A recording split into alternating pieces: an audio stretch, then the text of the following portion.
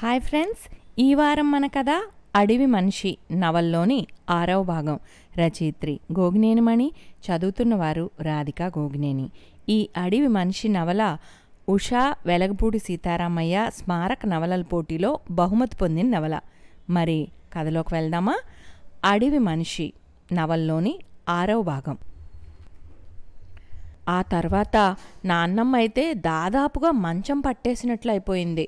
అమ్మ మాత్రం మనసులోనే మేట వేసిన మౌనవేదన్ని పైకి కనపడనీయకుండా దాచుకుని నిబ్బరంగా కనపడటానికి ప్రయత్నిస్తోందనిపించింది. నాన్నమ్మ కుప్పకూలినట్లుగా అయిపోవడంతో మరి అమ్మ మీదే అందరినీ ఇంటి పనుల్ని చూసుకోవాల్సిన బాధ్యత పడింది కదా. ఆ కష్ట సమయంలో ఊళ్ళోని వాళ్లే కాదు, మా పాలేర్లందరూ కూడా ఇంటి వాళ్ళలాగే అండగా నిలబడి పనులు చక్కబెట్టారు. అందుకే కదా మన పెద్దవాళ్ళు చెప్తుంటారు, కష్టమైనా సుఖంలో అయినా పాలు పంచుకోవడానికి నలుగురు ఆత్మీయులు ఉండాలని. ఆ మాట ఎంత నిజమో నాకు అనుభవపూర్వకంగా అర్థమైంది. ఏదో ఇంట్లో కాసేపు అమ్మకి సాయంగా ఉండగలుగుతున్నాను కానీ మిగతా సమయం అంతా నరసింహమూర్తి గారింట్లోనే గడిచిపోతుంది. పనులు చూసుకోవడానికి ఇంతమంది ఉన్నాంగా, నువ్వు వెళ్ళరా అంటూ అమ్మ నరసింహమూర్తి గారింటికి పంపించేస్తోంది. అక్కడికి రోజంతా ఎవరెవరో వస్తూ ఏవేవో సమస్యలు వివరిస్తూ ఉంటారు. నియోజక అభివృద్ధికి ఏం చేయాలో, ఎలా చేయవచ్చో రకరకాలుగా సమాలోచనలు జరుగుతూ ఉంటాయి.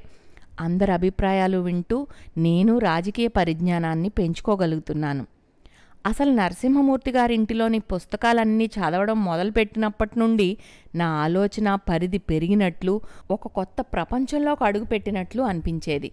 మూర్తిగారికి తీరుబడి ఉన్నప్పుడు ఆ పుస్తకాల్లోని విషయాల గురించి చర్చించటం ద్వారా విజ్ఞానం, వినూత్నమైన భావన కలుగుతుండేది. నాకు తెలియకుండానే భాషలోనూ మార్పు వచ్చింది. అనర్గళంగా మాట్లాడగలిగే నేర్పు అలవడింది. ఇదంతా నరసింహం గారి అనుచరుడిగా నేను పొందిన గుర్తింపు మాత్రమే. అంత మాత్రానికే పదవుల్ని అందుకోగలిగే అర్హత సంపాదించానని నేను అనుకోను. నావి తొలి తప్పటడుగులు మాత్రమే. పరుగు పెట్టగలవాడే పదవులకి అర్హుడవగలడు. నరసింహం గారు సాధారణంగా సాయంకాలాలు వ్యాహాళికి వెళ్ళినట్లుగా ఊళ్ళోకి బయలుదేరతారు. రోజూ ఓ 2-3 వీధులైనా నడుస్తారు. దారిలో ఎవరైనా కూడా కలిసి వెంట నడుస్తూ మాటలు కలుపుతూ సమస్యలేమైనా ఉంటే విన్నవించుకుంటున్నట్లు చెప్పుకోవటము జరుగుతూ ఉంటుంది. అలాంటప్పుడు ఆయన ఏం చేస్తే బాగుంటుంది అని వాళ్ళని సంప్రదిస్తున్నట్లుగా సలహాలను తీసుకుని అందరం కలిసి పరిష్కారానికి పనిచేద్దామని చెప్పడం నేను విన్నాను. ఆ తర్వాత నరసింహం గారే తన స్వంత డబ్బు ఖర్చు చేసి ఆ పని పూర్తి చేసినా సరే ఆ విషయం ఎక్కడా ప్రస్తావించకపోవటమూ చూశాను. నరసింహం గారి తాతగారికి ఉన్న పేరు, రాజకీయ పలుకుబడిని బట్టి తమ అభ్యర్థిగా పార్టీ నిర్ణయించడం జరిగింది. మా ఊర్లోనే కాదు, ఆ చుట్టుపక్కల ఊళ్ళ జనం కూడా ఆయన వల్ల ఎన్నో ఉపకారాలు పొందిన వాళ్లే. అందుకే వాళ్ళ కుటుంబానికి ఉన్న పేరు ప్రతిష్టల్ని దృష్టిలో పెట్టుకుని ఇంకెవరూ పోటీకి నిలబడరని, ఎన్నిక ఏకగ్రీవమేననే ఆలోచనలో అంతా ఉండగా అనుకోని మలుపు వచ్చింది. నారయ్య అనే బలహీన వర్గాలకు చెందిన వ్యక్తి పోటీకి నిలబడుతున్నాడనే వార్త ఊళ్ళో గుప్పుమంది.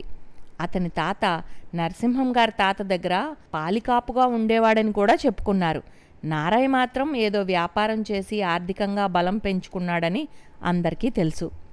అతను వాళ్ల పాకం తీసేసి పెద్ద ఇల్లు కట్టుకున్నాడు. మా ఊళ్ళోనే కొంత పొలము కొనుగోలు చేశాడు.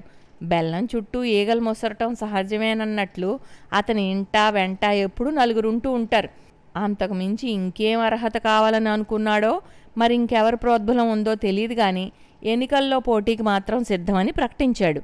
అతని ధైర్యానికి చాలామంది విస్తుపోయారు.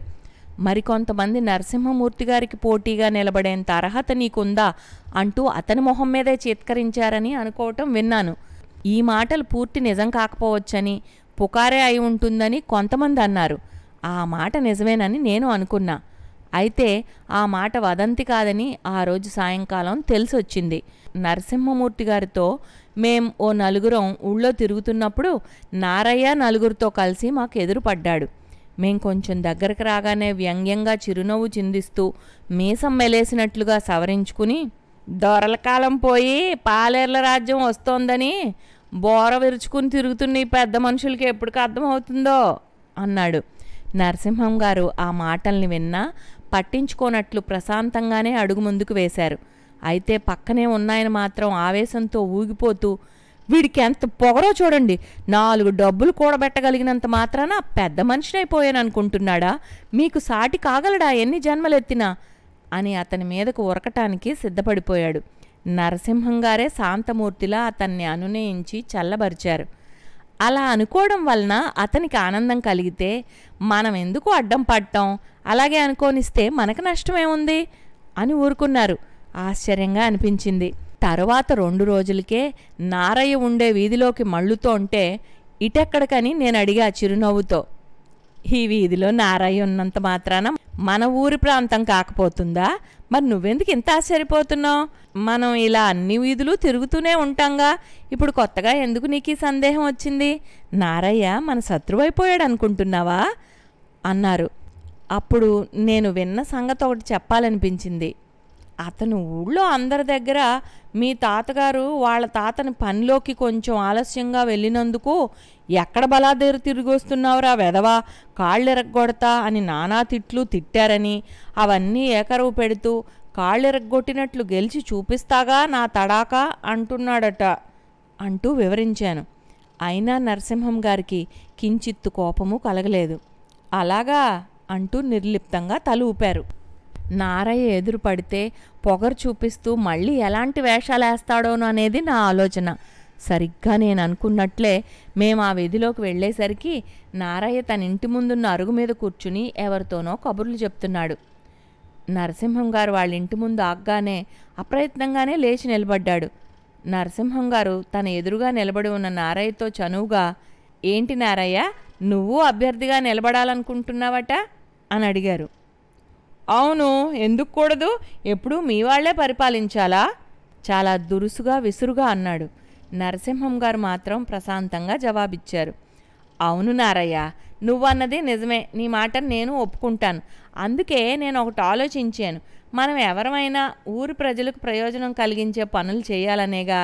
సేవ చేస్తామంటూ వచ్చేవాళ్ళని స్వాగతించాలి కానీ పోటీ అంటూ ప్రతిఘటించడం ఎందుకు అనిపించింది.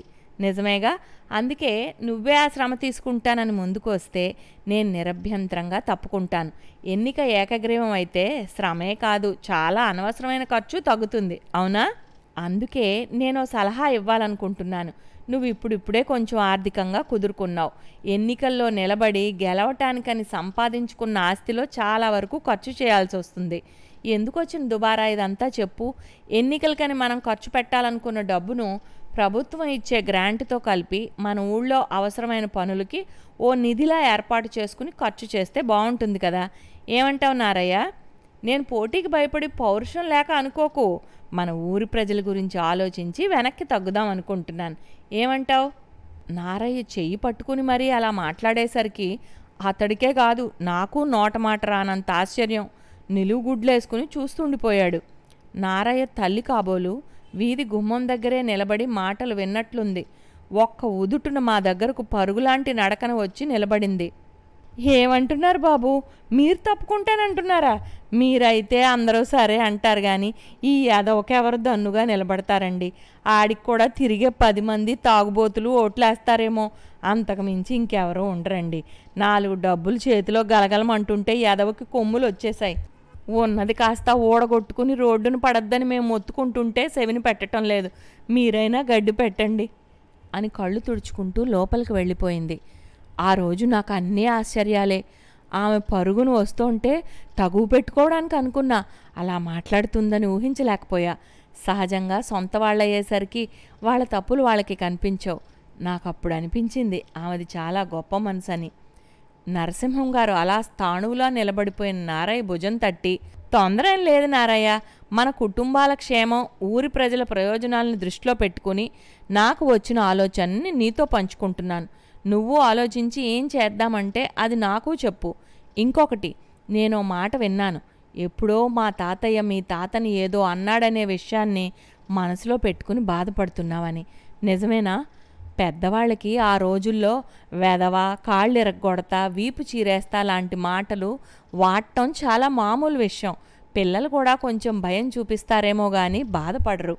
మా తాతయ్య కూడా చనువుగా ఇంట్లో మనిషిలా భావించి మీ తాతని అలా మందలించి ఉండొచ్చు. అలా ఆలోచిస్తే మనకి తప్పుగా ఉండదు. అవునా?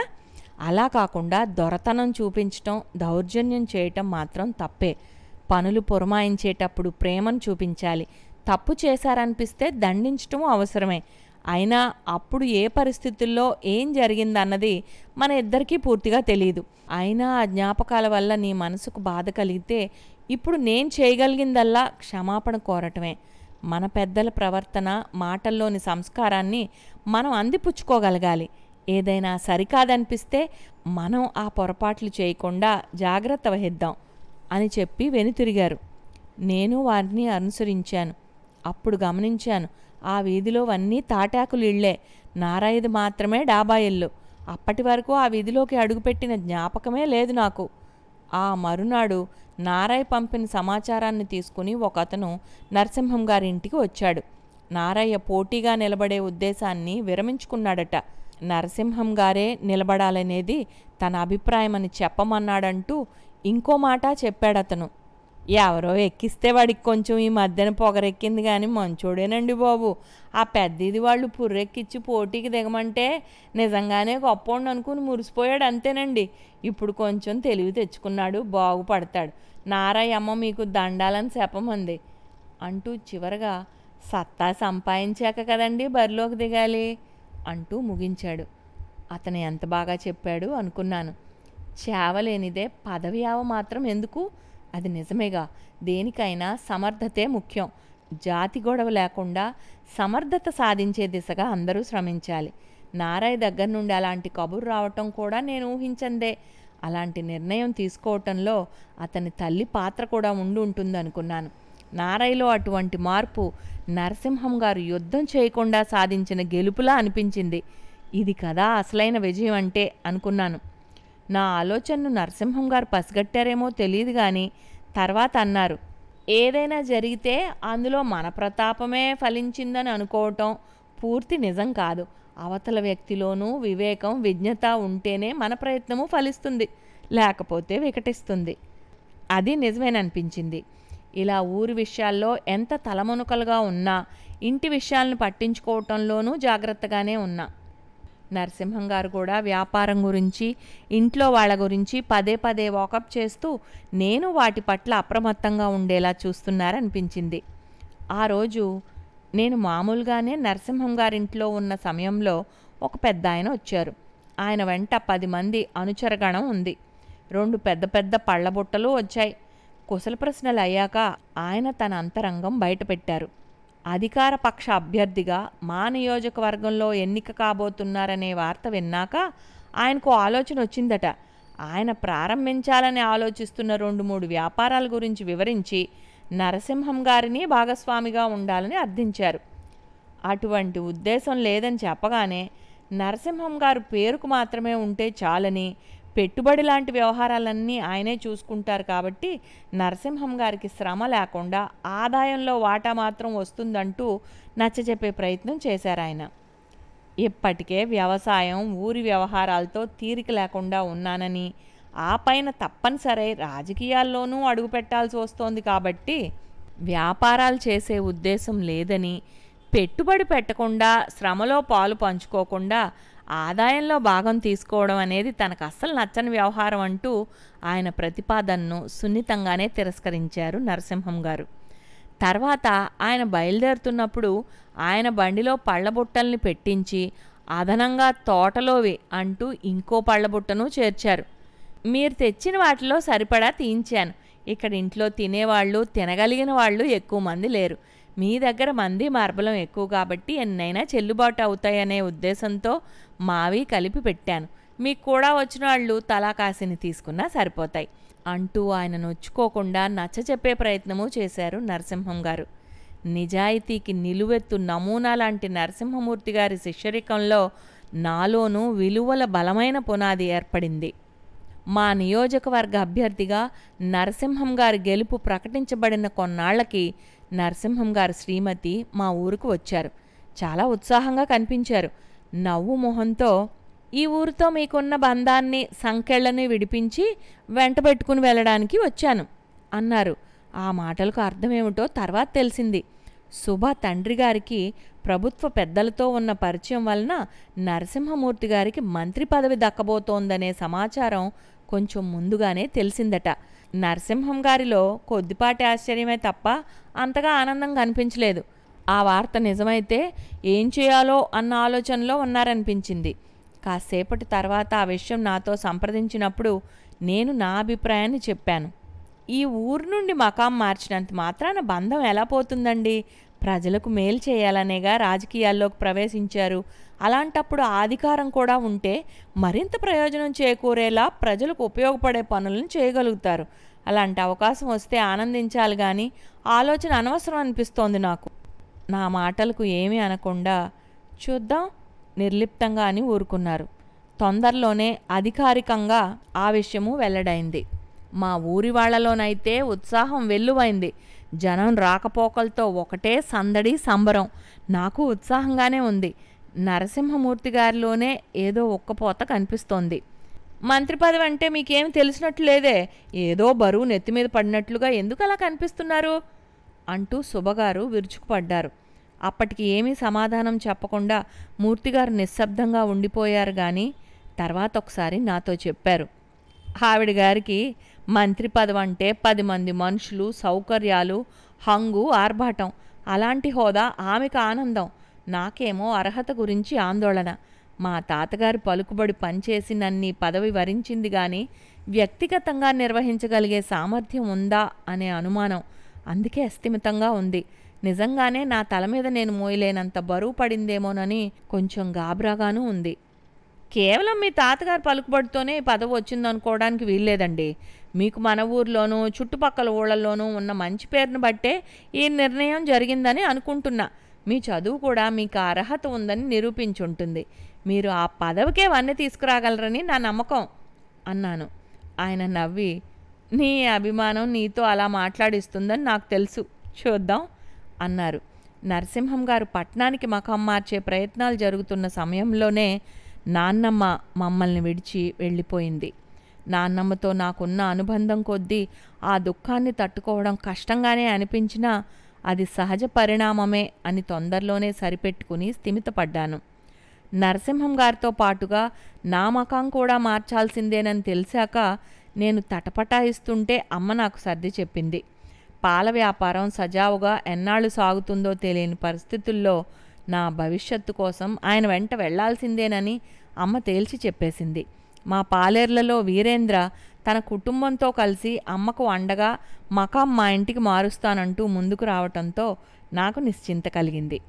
నేను వారానికి 2 సార్లు ఊరుకు వచ్చి అమ్మని, వ్యవహారాలను చూసి వెళ్ళగలిగేలా ఏర్పాటు జరిగింది. శుభ అమ్మగారు తమ మేడలోనే నివాసం అన్నారు.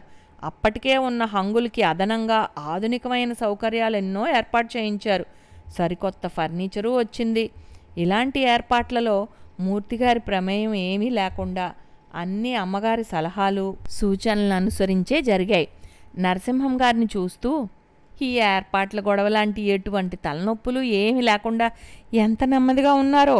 హడావుడిగా పనులు చూసుకుంటూనే మధ్య మధ్యలో అమ్మగారు అలా విసుక్కోవటము జరుగుతోంది. ఆయన పెదవుల మీద చిన్న చిరునవ్వు వెలుగుతూనే ఉంది. అమ్మగారిని అంత హుషారుగా మా ఊరు వచ్చినప్పుడు నేను ఎప్పుడూ చూడలేదు.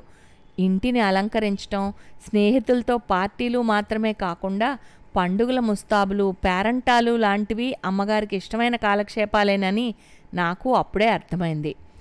నరసింహం గారు, అమ్మగారు కూడా 2 రకాలైన వ్యాపకాలతో బిజీగా ఉండిపోతే నేను అంతే. నరసింహం గారి ప్రసంగ పాఠాలు తయారు చేయటం నా ముఖ్యమైన విధి. ఊరుకు వెళ్ళినా ఎక్కువ సమయం గడపటానికి అవకాశం ఉండేది కాదు. అమ్మ కూడా ఉండమని బలవంతం పెట్టకుండా వెళ్ళమనేది. వీరేంద్ర కుటుంబంతో మా ఇంటి దగ్గరే ఉండిపోవటంతో అమ్మ ఒంటరిగా ఉందనే భావన లేకుండా నేను నిశ్చింతగా నరసింహం గారితో ఉండిపోగలుగుతున్నాను. అక్కడికి వెళ్ళాక నాలోనూ ఏదో మార్పు వచ్చినట్లు అనిపించింది. పరిసరాల ప్రభావం ఉంటుందనుకుంటా. మునుపు అమ్మగారు అక్కడికి వచ్చినప్పుడు నాకెందుకో గాని వారి తీరుతెనులు అంతగా నచ్చేవి కావు. ఇప్పుడు అలా అనిపించటం లేదంటే కారణం ఏమై ఉంటుంది? ఆమెగారు ఈ ఊళ్ళో ఉన్నప్పుడు ఎంతో హుషారుగా నవ్వుతూ తుళ్ళుతూ ఉంటారు. మన చుట్టూ ఉండేవారిలోని ఉత్సాహం, ఉల్లాసం మనలోకి ప్రవహిస్తుందేమో మరి. శుభగారి పెద్దమ్మ మనవరాలట. ఒక అమ్మాయి ఆ సంవత్సరమే డిగ్రీలో చేరిందనుకుంటా. అప్పుడప్పుడు వస్తుండేది. ఒక్కోసారి 2 రోజులు ఉండిపోయేది కూడా. ఆ రోజు నేను డైనింగ్ టేబుల్ దగ్గరకు టిఫిన్ ప్లేట్తో వచ్చేసరికి ఆ అమ్మాయి కూర్చుని తింటోంది. నేను మామూలుగా తల వంచుకుని తినటంలో నిమగ్నమై ఉన్నాను. ఆ అమ్మాయి పేరు నవ్య అని తెలిసింది. నవ్య అక్కడే మరో చోట కూర్చున్న అమ్మగారితో, అక్క, ఇతను తను తాను ఓ హీరో అనుకుంటాడంటావా అంది. నేను ఉలిక్కిపడి చూశాను. ఎందుకంటే అక్కడ అమ్మగారు నేను తప్ప ఇంకెవరూ లేరు. అంటే నన్నేగా అలా అన్నది? ఆశ్చర్యంగా చూశాను. శుభగారు, ఎందుకలా అంటున్నావే అని అడిగారు. ఆమె కంఠంలోనూ ఆశ్చర్యం తొంగి చూస్తోంది. ఏం లేదులే అంటూ చిన్నగా నవ్వి తర్వాత నిదానంగా చెప్పింది నవ్య. ఇతని తరహా చూస్తుంటే అలా అనిపించిందిలే. నిజంగా ఎవరిని చూడాలనిపించదా, లేక అలా చూడనట్లుగా ఉంటే ఎదుటివాళ్ళలో ఆకర్షణ పెరుగుతుందని అనుకుంటున్నాడా అని అనుమానం. అలా అయితే సులభంగా అమ్మాయిలు ప్రేమలో పడిపోతారన్నట్లుగా కొన్ని సినిమాల్లోనూ చూపిస్తుంటారుగా. చాలేవే నీ అల్లరి అంటూ ఆ అమ్మాయిని కసిరి నా వైపు చూస్తూ ఓ సలహా ఇచ్చారు. ఏమయ్యా, వింటున్నావా? నవ్య వాళ్ళ పెద్దవాళ్ళు ప్రేమ దోమ లాంటి వాటికి అస్సలు ఒప్పుకోరు. నువ్వు అలాంటి ఆశలేం పెట్టుకోకు. ఏదో నేను ఆ రోజుల్లో కాబట్టి పెద్దవాళ్ళ మాటలకు తలొగ్గి ఆ పల్లెటూరుకి కోడలుగా వెళ్ళాను. అయినా అక్కడ ఉండలేకపోయి నా ఇంటికి నేనే చుట్టంగా మారా. ఏదో మా నాన్న ఇచ్చిన ఇల్లు ఈ ఊళ్ళో ఉండబట్టి బతికిపోయాను. పిల్లాడిని చదివించుకుంటూ ఇన్నాళ్ళు ఎలాగో కాలక్షేపం చేశాను. ఇన్నేళ్ల తర్వాత ఇప్పటికీ ఈ మాత్రం వైభోగం దక్కింది. మీ అయ్యగారు ఆ పల్లెటూరుని పట్టుకుని వదలటం లేదు. ఆ ఊరి జనమే సర్వస్వం అయిపోయారని చిరాకు పడ్డాను. ఇన్నేళ్ళకి రాజకీయాల్లోకి వచ్చి ఓ మంచి పని చేశారు, పదవి దక్కించుకున్నారు. నాలా అందరూ ఇలా ఓర్పుగా ఉండగలుగుతారా? మా గడుగ్గాయి నవ్య అయితే పెళ్లి క్యాన్సిల్ అని చెప్పి వెంటనే పరిగెట్టుకొచ్చేస్తోంది.